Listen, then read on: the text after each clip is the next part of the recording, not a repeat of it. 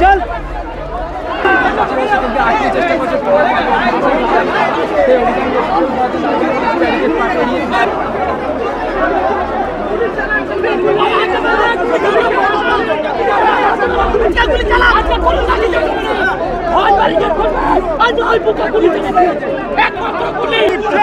আপনারা কি অ্যালাউ করবেন শান্তিপূর্ণভাবে যদি করে?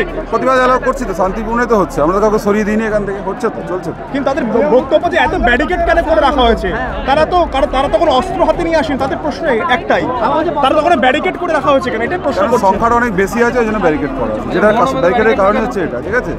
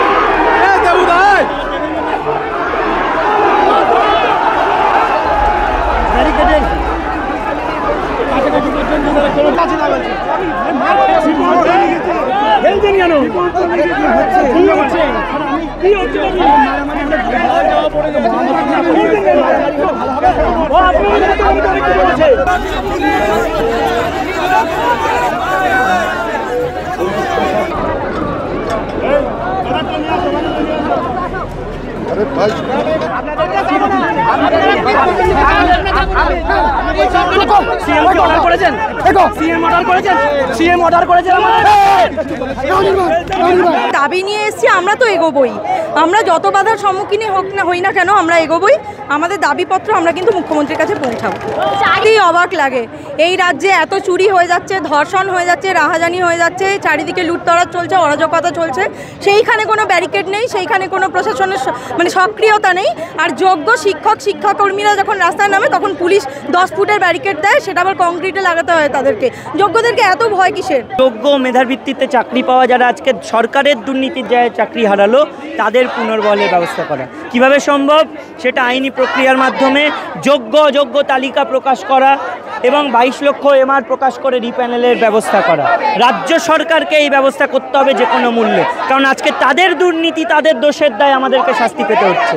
এবং বিচার ব্যবস্থার এটা করা উচিত ছিল, যারা এই দুর্নীতি করেছে, যারা এই দুর্নীতিকে আরও প্রমোশন করছে, এবং সেই সমস্ত অথরিটির বিরুদ্ধে সাজা ঘোষণা করা। আমরা এটাই চাই এবং রাজ্য সরকার যেন সেই দাবিগুলো পূরণ করে আজকে, কারণ আমরা দিনের পর দিন আন্দোলন করছি, দিনের পর দিন রাস্তায় আছি। তারা ওই দুর্নীতিকে প্রমোশন করার জন্য যারা তাদেরকে টাকা দিয়ে চাকরি পেয়েছিল তাদের দিকটা কোর্টে সওয়াল করছেন, আর যোগ্যরা কিভাবে পুনর্বহাল হতে পারবে সেই দিকটা তারা দেখছেন না।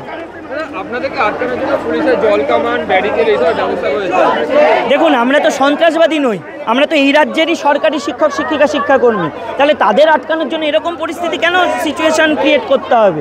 আমরা চাইবো দাবিগুলো পূরণ করে দিন, আলোচনা করুন, তবেই তো মিটে যায়। নবান্ন অভিযান কি আমরা ভাঙচুর করতে যাচ্ছি? আমরা তো আমাদের ন্যায্য অধিকার আদায় করার জন্যই যাচ্ছি। এইটুকু কি সরকার বোঝে না?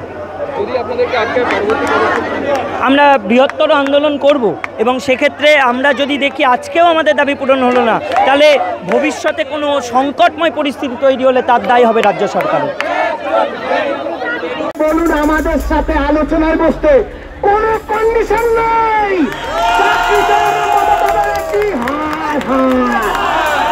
আপনাদের আবার বলছি, আপনারা শান্তিপূর্ণ থাকুন, আপনারা দয়া করে আইন নিজের হাতে তুলে নেবেন না। আমি আবার বলবো সবাইকে, আপনাদের সবাইকে আবার অনুরোধ করছি, আপনারা শান্তি বজায় রাখুন, আইন নিজের হাতে তুলে নেবেন না। আপনাদের সবাইকে অনুরোধ করা হচ্ছে, আপনারা শান্তি বজায় রাখুন। আপনাদের নেতৃত্বের সাথে যে কথা হয়েছিল, আবার কথা হচ্ছে, আপনারা দয়া করে শান্তি বজায় রাখুন।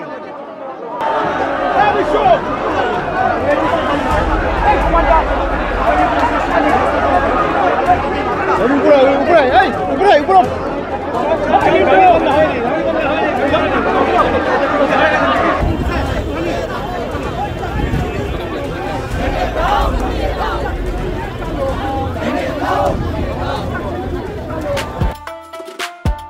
ফলো করুন সংবাদ প্রতিদিন ডিজিটাল।